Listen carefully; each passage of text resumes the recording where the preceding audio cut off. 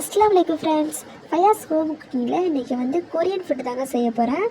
செமையாக இருக்கும், நீங்களும் ட்ரை பண்ணி பாருங்கள். அது எப்படி செய்ய பார்க்கலாம், வாங்க வீடியோக்குள்ளே போகலாம். இப்போ 2 உருளைக்கிழங்கு நல்லா பெரிய உருளைக்கிழங்காக எடுத்து 4 கட் பண்ணி சுடு தண்ணியில் நல்லா வேக வச்சுட்டு நான் வச்சுருக்கேன். நீங்கள் குக்கரில் ஒரு 3 விசில் விட்டுருங்க, நல்லா வெந்துடும். இது நல்லா மசிச்சுட்டு இது கூடவே 3 ஸ்பூன் அளவுக்கு நான் கார்ன்ஃப்ளவர் மாவு இது கூட சேர்த்துக்கிறேன். அது கூடவே தேவையளவுக்கு உப்பு நான் சேர்த்துக்கிறேன். சேர்த்து நல்லா மிக்ஸ் பண்ணி தனியாக வச்சுருங்க.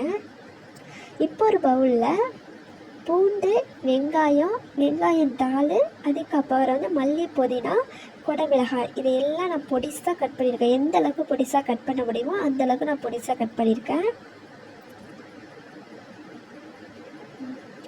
அது கூடவே நான் காரத்துக்காக ஒரு பாதி பச்சை மிளகாய் சேர்த்துருக்கேன். அதே பொடிசாக கட் பண்ணி அது கூடவே சேர்த்துக்கிட்டேன். இப்போ டொமேட்டோ சாஸ் இருக்கு இல்லையா, அது ஒரு 2 ஸ்பூன் அது சேர்த்துருக்கேன். அதுக்கப்புறம் சோயா சாஸு ஒரு 3 அளவு சேர்த்துருக்கேன். அதுக்கப்புறம் சில்லி ஃப்ளெக்ஸு உங்கள்கிட்ட இருந்துச்சுன்னா அதை மிக்சியில் அரைச்சிட்டு அதில் ஒரு 1/2 ஸ்பூன் சேர்த்துக்கோங்க. அவ்வளோதான். இது நல்லா மிக்ஸ் பண்ணிவிடுங்க. இது கூடவே சூடான ஆயில் கொஞ்சம் சேர்த்துக்கணும். ஒரு 1/2 ஸ்பூனுக்கு சேர்த்துக்கோங்க. உங்களுக்கு வீடியோவில் நான் காட்டலை. சேர்த்து மிக்ஸ் பண்ணி தனியாக வச்சுருங்க. இப்போ உருளைக்கிழங்கெல்லாம் மசிச்சு வச்சுருக்கோம் இல்லையா, அதெல்லாம் குட்டி குட்டி பவுலாக எடுத்து அதை ஆயிலில் நம்ம ஆட் பண்ணி நல்லா பொரித்து இந்த மாதிரி எடுத்துக்கலாம். எடுத்துகிட்டு அந்த மசாலா ரெடி பண்ணி வச்சுருக்கோம் இல்லையா, அது கூட மிக்ஸ் பண்ணிடுங்க. அவ்வளோதான், நமக்கு கொரியன் ஃபுட் ரெடி ஆகிடுச்சு. செம்ம டேஸ்ட்டாக இருந்தது.